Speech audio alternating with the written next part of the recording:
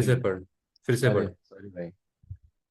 Calculate the allowable trading losses available to each of Meg and Laurie for the tax year 26-27 if Laurie becomes an employee or alternatively a partner in the MT travel on 1st April 2026. ऊपर आते हैं ऊपर. You hmm. should assume that today's date is 1st April 2025. ठीक है. Meg is a 60-year-old and Meg is 60 years old and is married to Laurie. अरे वाह. Owns an unincorporated sole trader business, MT Travel. ठीक है. Has अरे वाह क्यों rental बोला income तूने? of इसमें 8,006. बुरी बात क्या है? शादी हुई उनकी वो। यार कुछ नहीं। दोनों नाम से मेरे को लड़की ही लगी वो लोग. शादी विधि क्या कर रहे हैं भाई, ये सब हराम रहता है. Has rental has हाँ हाँ। rental income uh, 8,600 each year in addition to any profits from MT Travel. बराबर। ठीक है. MT Travel was set up by Meg in 2020, has accounts prepared to 31st March annually, generated taxable trading profits of 1,600 for the year ended 31st March 2026, currently has no employees. MT Travel The Future, अरे वाह movie आ रहा है, from 1st April 2026. Sorry, it was just so much. It was just so prompt, भाई. Nice one, good one. From 1st April 2026, Meg's husband Laurie. अबे क्या है भाई. Laurie will start to participate in the business. Meg will either employ Laurie part-time, paying him an annual salary of 12,000. The commercial rate for the work he will perform. अच्छा commercial rate मतलब market rate भी यही है. ठीक है. Hmm. Admit Laurie into the business as a partner, sharing profits and losses in the ratio 75% to Meg and 25% to Laurie. Okay. The business is expected to generate a tax adjusted trading loss in the tax year 2026 and 7 uh, of £20,000 before making any payment to Laurie. The business is expected to become profitable again in the year 27-28 and thereafter, but profits are not expected to exceed 30,000 per year for the foreseeable future. ये क्यों दिया है? पूरा मतलब पढ़ना पड़ेगा basically, क्या? हाँ भाई पूरा बुक पढ़ना तो 3 ही पड़ेगा। मार्क का है. हाँ।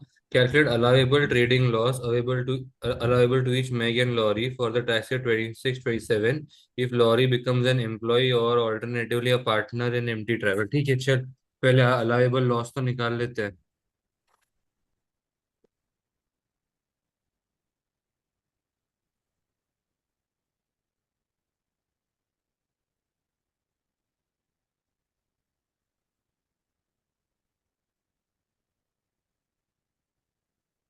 कौन सा है? 28.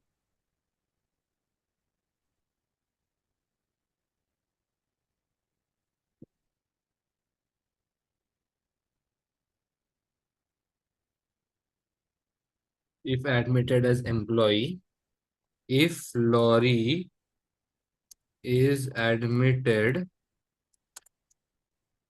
in MT Travel as an employee, then she क्या then हो गया? he will have no loss, no loss in his name।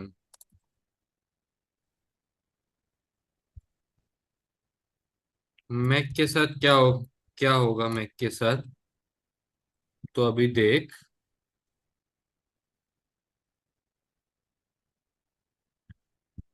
देख 26-27 में trading profits,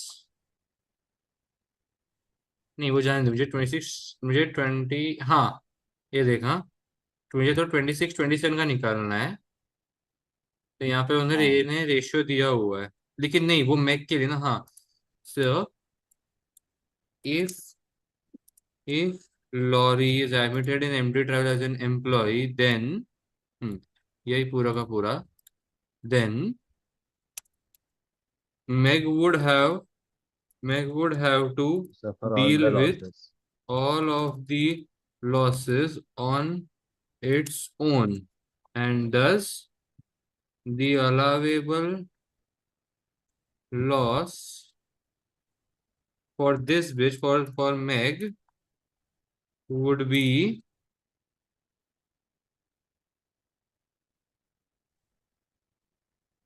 pounds. Nice. Before making payment to lorry, 20,000 नहीं, 20 Oh, plus 12. Meg part And time paying 7,000 before making the payment to Lorry. Yes. तो twenty yes. Thousand और एक bonus point भी लो. Plus 12,000. रुक जा, मुझे इट्स सोचने दे एन 2 मिनट आई के सी. लिए. ओ हाँ. सॉरी. एनआईसी ना. प्लस एनआईसी भी आएगा ना. लेकिन वो थोड़ी अभी, वो अभी एम्प्लॉयर लेना का है. एनआईसी हम्म कंपनी को चाहिए ना. हम्म. 12,000 माइनस 9,100 ना. ओ नहीं. एम्प्लॉयज एनआईसी वैसा ही रहता है ना. 12,000 माइनस 9,100 दी इंटू 13.8. एनआईसी, लेकिन एनआईसी नेशनल इन्होंने कुछ बोला है क्या, इग्नोर करना है कुछ. नहीं. नहीं ऐसा कुछ नहीं बोला है. अनकॉर्पोरेटेड को आता है कि नहीं वो देख ले पहले. मेरे को नहीं पता भाई. नहीं ऐसा कुछ नहीं है ना. नहीं है. आई सबको ही डोंट करना फील पड़ता ऐसा है. कुछ है, सबको ही करना पड़ता है. द पर एनआईसी हाँ वही. Will be 12,000 minus 9,100. पर 13.8%. इसी ना.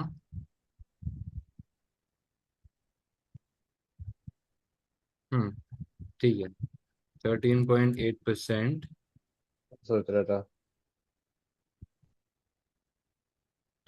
एनआईसी क्लास दो 4 या तो नहीं तीन. आएगा ना. बस मैं वो सोच रहा था, बट नहीं नहीं, उतना तो उतना नहीं है, ज्यादा सोच रहा हूँ मैं. If admitted as a partner.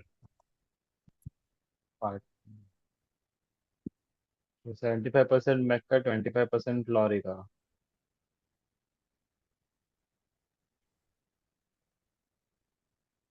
हम्म.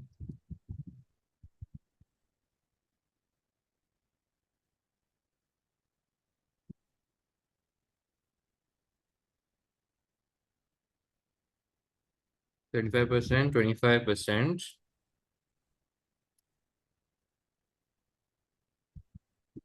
20,000 का टोटल लॉस है.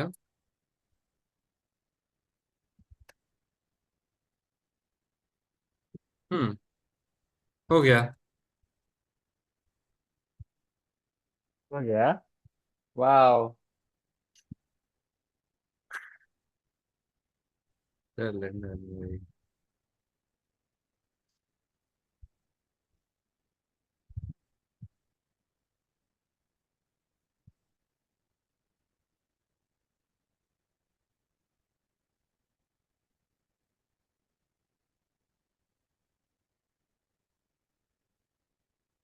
480.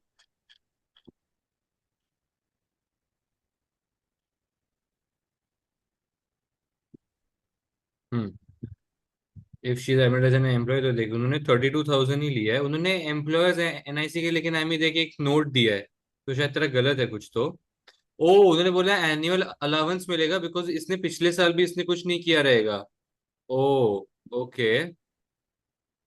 Will be respect as they will be covered by 5,000 annual. इसका पिछले साल भी 1 लाख से ऊपर गया नहीं रहेगा ना. इसलिए इन्होंने बोला कि इसको एनुअल अलाउंस में कवर्ड हो गया होगा. ऐसा.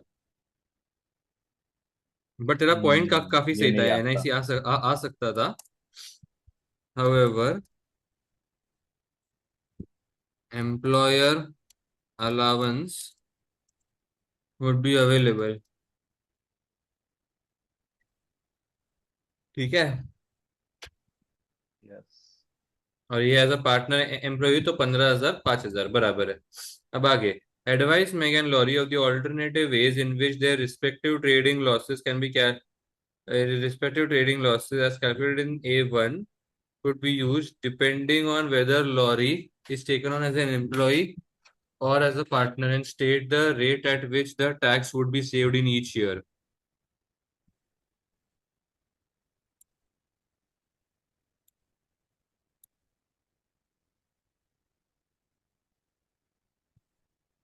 A2.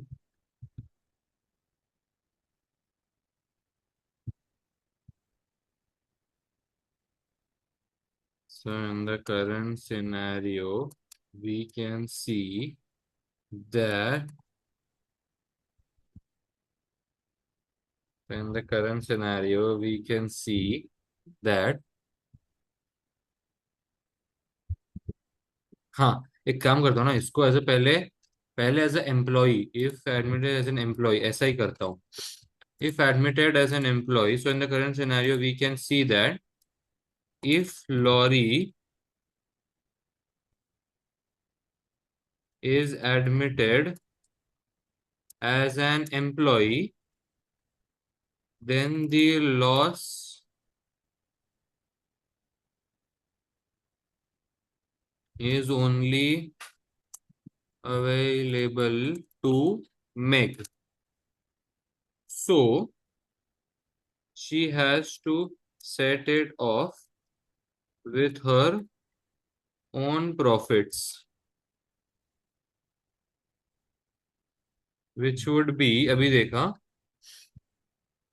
हाँ, Meg's total income in the current year can be set off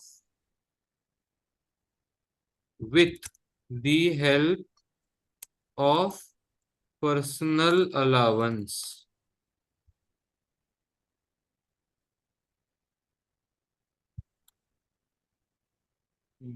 Current year is only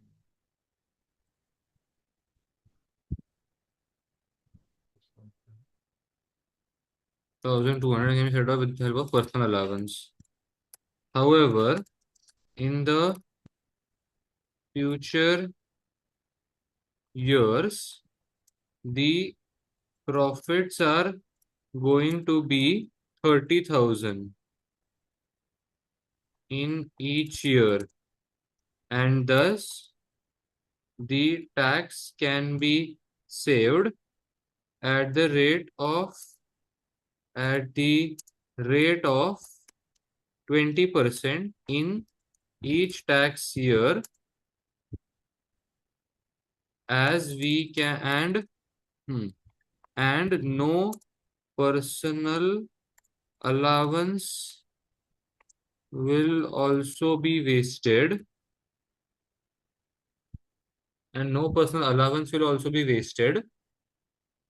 as we can make adjustments for the same. बराबर है. हम्म. तो कितने बचा सकता है तू? देख, ट्रेडिंग प्रॉफिट्स 30,000 के है, रेंटल इनकम तेरा 8,600 है, और कुछ इनकम है क्या इसमें का?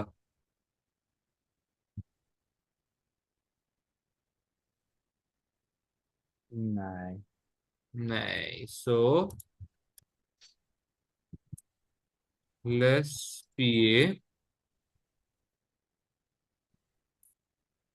thus in the next year,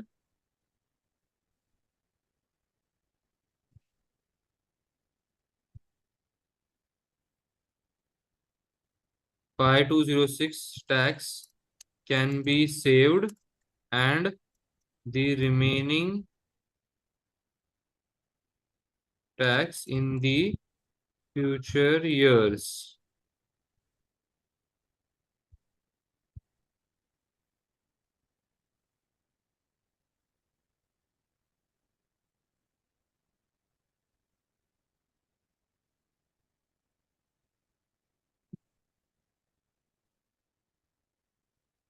Total tax saved 6,400, अगर उसको मैं एज अ एम्प्लॉय एडमिट करता हूं तो.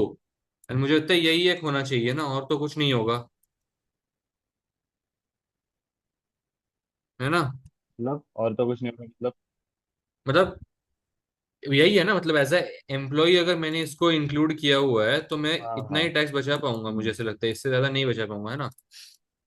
लेकिन अगर मैं इसको एज अ पार्टनर एडमिट करता हूँ,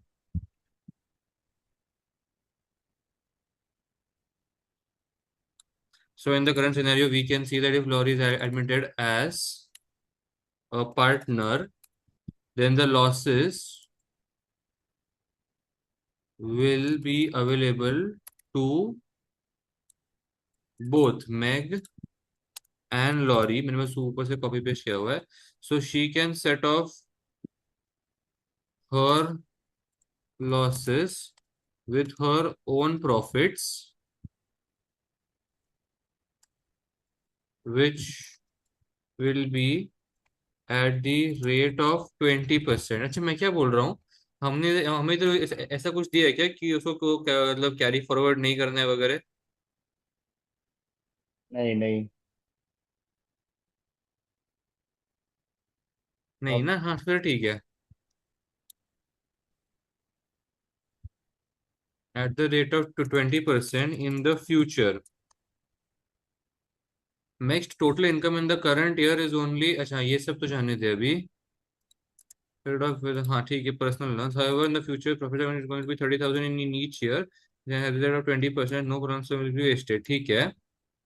Thus, tax saving of 15,000 of 15,000 rate of 20%. So 3,000.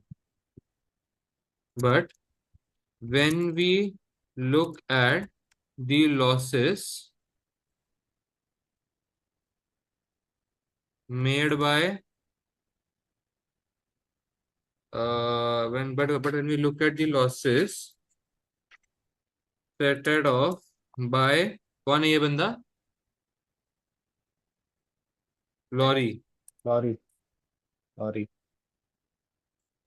We बंदा can बोलते हुए मैं फिर see बोल।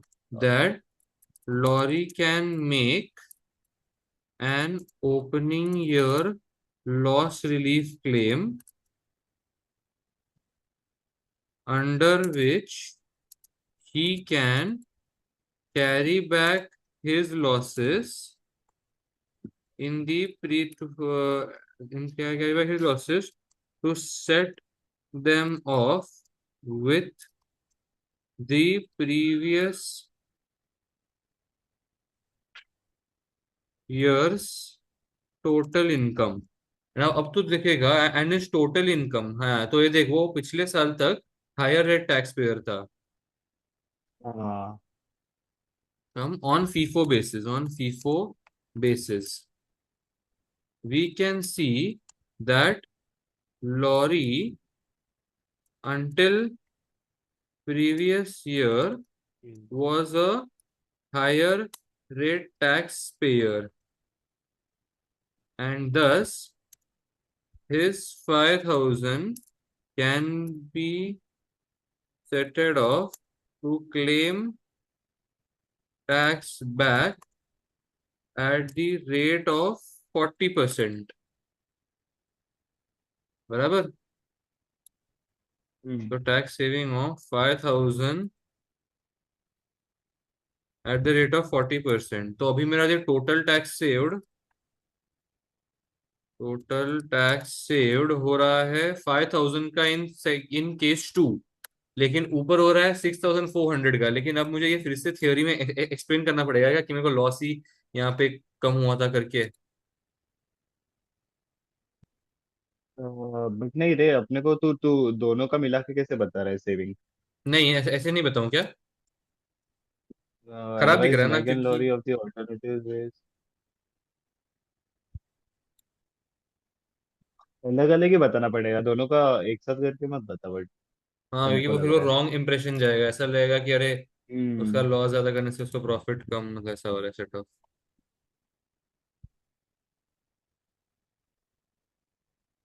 कंक्लूजन में ये लिखेंगे? नहीं, कंक्लूजन में कैसे लिखेंगे? दोनों हस्बैंड, सॉरी, दोनों यही है ना, वैसे भी मैरिड ही है। Hmm. आई गेस सेकंड वाला ऑप्शन ज्यादा Thus, बेटर we रहेगा। can say planning. that the thus we can say that the कुछ ऑल्टरनेटिव यदि बोले क्या? Advise Meg and Laurie of the alternative ways in which their respective trading losses as calculated in, तो भाई दो alternative है जो पहले वाले हैं। हाँ वही है ना, ठीक है, तो और कुछ नहीं था ना। thus we can say that admitting Lorry as a partner is much better as the losses are also distributed equally because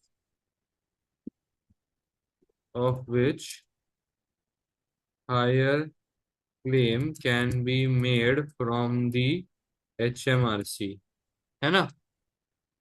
हम्म। हाँ, ऐसा बोल सकते हैं, बराबर।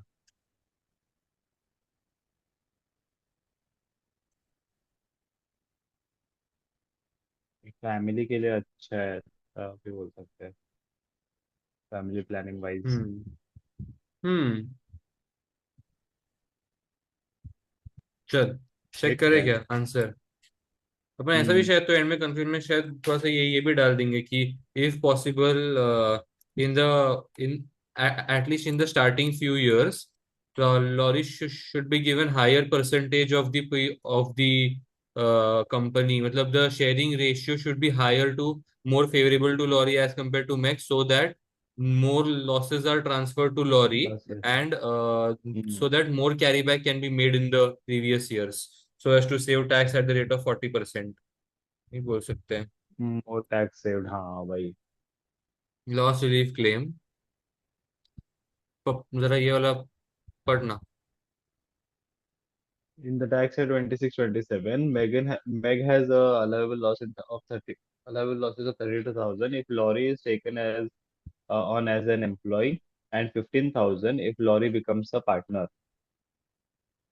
बराबर। Loss relief is available against Meg's total income of the tax year 26-27 and all 25-26.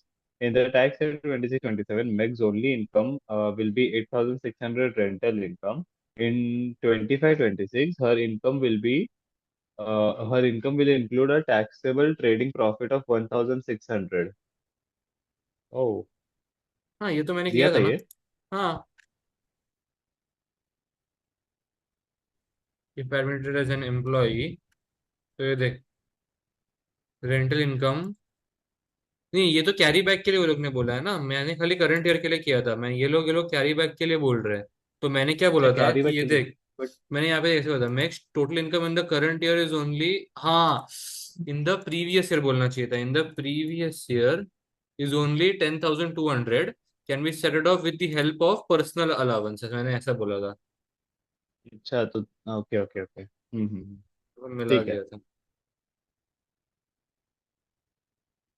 So, for the year ended 31st March 2026, in addition to the rental income of 8,600, in both these tax years, her total income is covered by her personal allowance, हाँ बराबर, for the year, and therefore a loss relief claim will not result in any tax savings in either year. ओ, current में भी बोल रहे हैं और previous में भी बोल रहे हैं वो लोग। हम्म। Alternatively, the full amount of loss can be carried forward for relief against the first available future profits from the same trade, which is expected to occur in 27-28. The maximum rate of relief will be 20% on the amount of next taxable income, all non-saving, which falls within the basic rate band. बराबर किया है फिर 20%, और जो carry forward करेगा उसका फिर कितना, 30,000 इंटू 20%, नहीं नहीं, 32,000 into 20%. Hmm. If Laurie becomes a partner in the business, he will have an allowable trading loss of 5,000 in 26-27. His total income in each of the tax years 26, 27, 25, and 25, 26 is 18,000, which is wholly dividend income. ये तो देखा ही नहीं अच्छा okay, अपन। ये उन्होंने बोला हुआ है, has received annual dividends of 18,000 for many, तो ये अपन ने कंसिडर नहीं किया था। हाँ क्योंकि हाँ। बेसिकली मेरे को ट्रेडिंग लॉस वो 60,000 से ही मतलब था, मेरे को पता था कि उसको डिविडेंड आ रहे हैं, लेकिन मेरे को ये था कि अपना ट्रेडिंग इनकम से ही काम बन रहा है, तो ये पॉइंट का एक्चुअली मुझे लगता है बस उन्होंने वो बढ़ाने के लिए ही दिया हुआ है। देख। हाँ। which is wholly dividend income. So he could relieve the losses in either year, resulting in a tax being saved at the rate of 8.75% in respect of the dividends in excess of his personal allowance and dividend limited VAT. As 26, 27 in the tax year of commencement of business for Lorry, he can carry back the loss against his total income of the 3 years prior hmm. to the loss-making years on a FIFO basis. बोला ना ये अपन ने। Accordingly, he can offset the loss against his total income of the tax year 23, 24 when he was hmm. employed. Hmm. This will result in a tax saving at a rate of 40% as the loss will be relieved against his employment income and Lorry was a higher rate taxpayer in 23, 24. ठीक है। सही है। Okay. आगे, explain with supporting calculations the capital gains tax implications for lorry of the sale of rights nil paid। Sale of rights nil paid मतलब basically इसने अपने rights बेचे हैं, ठीक है। उसको जीरो पेड है। हाँ, जीरो पेड है। अभी Laurie acquired 3,000 of the 30,000 shares in issue in Hag Limited in August 2019 for 60,000. On 31st of January 2025, there was a 143 rights issue at 25 per share. The market value of the shares after the issue was 32. Lorry did not take Lorry did not take up the rights issue, but instead sold his rights nil paid on 4th of February 2025 for 20,000. Okay, मैं बताता हूँ कैसे रहता है, ठीक है। देख, सबसे पहली बात तो तूने उसको बेचा कितने का, 20। तो तू क्या करेगा, तू यहाँ पे लिखेगा सेल प्रोसीड्स 20,000 के बराबर है, लेकिन तेरे पास तेरा कॉस्ट ऑफ एक्विजिशन नहीं है, तो वो तुझे निकालना पड़ेगा। तो वो तभी सबसे पहले तू कैसे निकालता है, फॉर कैलकुलेटिंग द चार्जेबल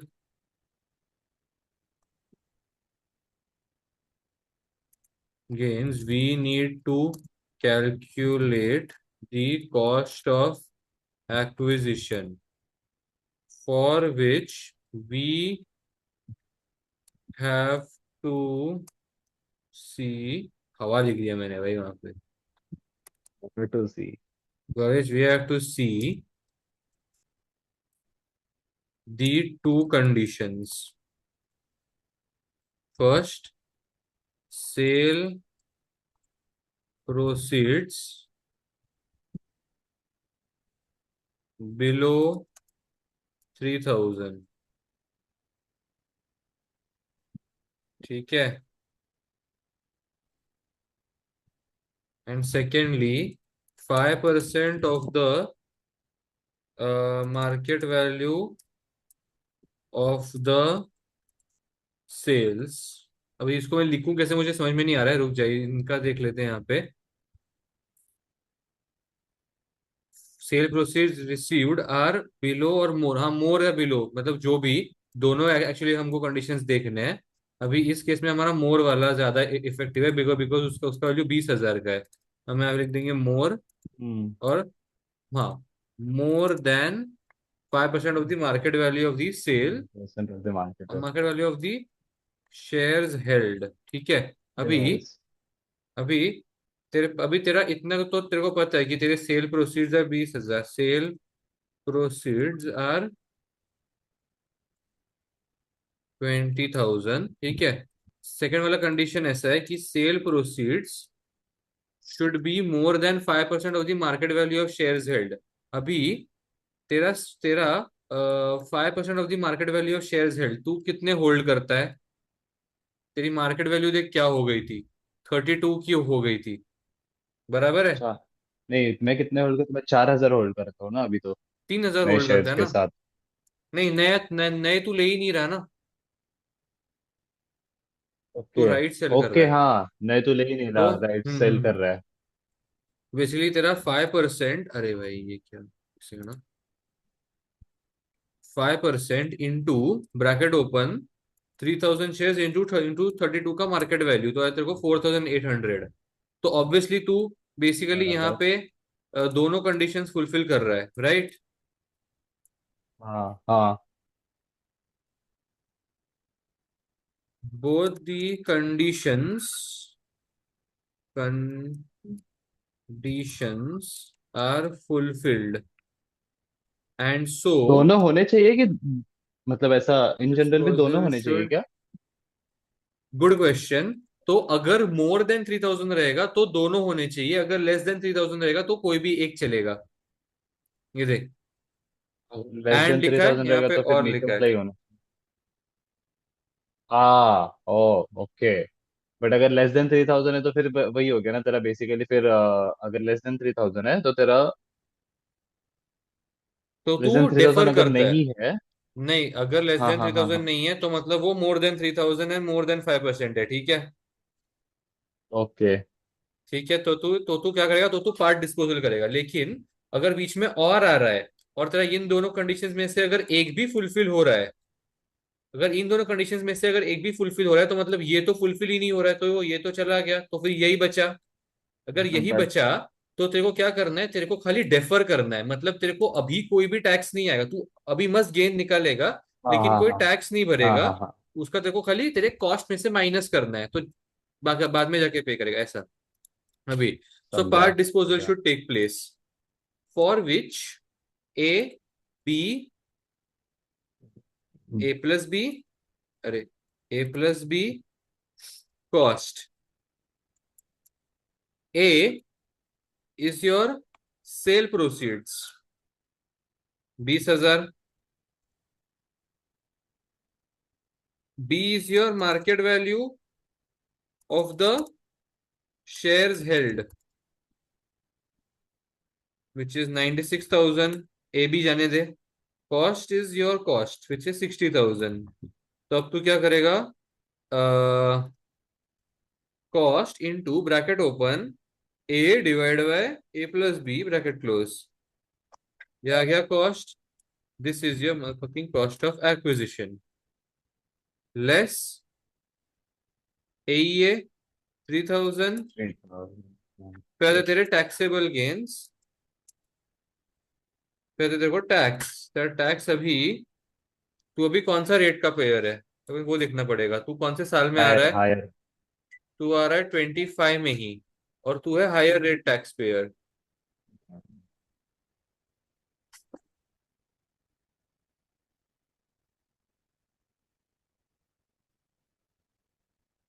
ऐसा ही है पूरा कैलकुलेशन, चेक करते हैं अभी आंसर के साथ। उन्होंने लिया lower, Laura will be able to claim badder to obtain 10% of the trading company because 5% से ज्यादा है। नहीं नहीं, एक सेकंड, 5% से ज्यादा है मैं मानता हूँ, एटलीस्ट 2 इयर्स डिस्पोजल मैं मानता हूँ। इसने काम कहाँ किया है? काम भी तो कर रहा है, एम्प्लॉय भी इसने तो है। काम, घंटा कब कहाँ? मतलब दोनों में से अगर एक ऑल्टरनेटिव चूज करेगा तो ओ, वैसे मैं पूछ रहा हूँ। अच्छा ओ शिट, मैं तो ऊपर वाले कंपनी का सोच अरे रहा था। ऊपर थोड़ी, ऊपर थोड़ी, नीचे हैग लिमिटेड, हैग अरे लिमिटेड में काम करना चाहिए ना, बढ़िया किया है, बढ़िया। Employed for many years by Hague limited. ठीक है, तो इसको बेसिकली बैडर मिलेगा। अच्छे तो है ही भाई। नोट, सुखी। Badder will be available to Laura as he has motherfucking worked for them, has worked for them, had worked for Head अबे Limited, लिख देना, लिख देना बस, that he is eligible for badder. motherfucker has 10% of the stake of the company as whole। और क्या हो सकता है? अरे क्या करता है, मैं भाई भूल गया भाई, बैटर का और क्या होता है? हाँ, हैज 9 साल तक हेल्ड फॉर, होल्डिंग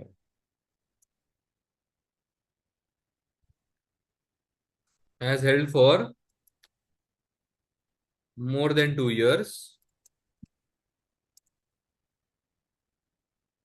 नाइस सवाल। अरे भाई, हैज सीज्ड क्या मस्त लिख एम्प्लॉयमेंट रहा है, क्या मस्त दिख रहा है विद भाई। देम। वॉलपेपर रख सकता हूँ मैं, क्या लिखा है भाई, पोस्टर बन सकता है वो। भाई साहब। स्क्रीनशॉट ले ले, अपना पोस्टर लग दे। अबे तू स्क्रीनशॉट लिया और उसको थंबनेल पे रख। क्या ही दिखेगा Explain भाई। the VAT effect of empty travel purchasing the services from overseas supplier rather than UK supplier। ठीक है। लिख दिया।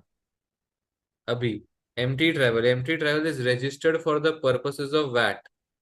empty travel currently buys standard rated marketing services from a UK supplier who is VAT registered। empty travel can buy the same services from the supplier located in an overseas country where the rate of VAT is 12%। क्यों नहीं, मैं बोल रहा हूँ क्यों। है UK supplier ना। हम्म। क्यों वो अपनी बात सुधारनी है। करना क्यों है। नहीं देख, पहली बात तो explain the value added effect of empty tyre purchase services from overseas supplier rather than UK supplier. अभी तो तू इंपोर्ट दो। करेगा।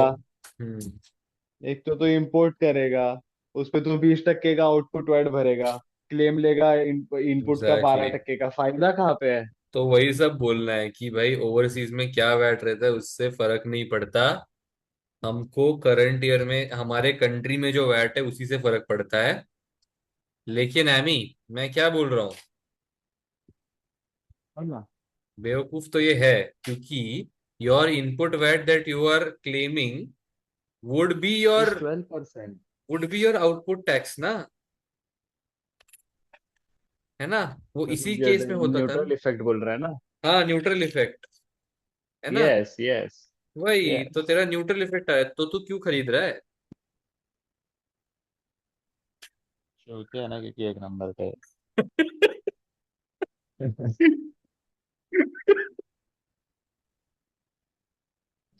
भाई, पहल के दौड़े भाई, फुकट कुछ ना कुछ पढ़ कम रहा भाई, देता है। अरे पढ़ रहा भाई, पढ़ पढ़। As empty travel is registered for VAT, this is a business B2B service, so will be treated as supplied in the UK, as this is where the customer MT is established. MT travels must therefore pay VAT at the UK standard rate of 20% to HMRC under the reverse charge principle. The rate of VAT overseas is irrelevant.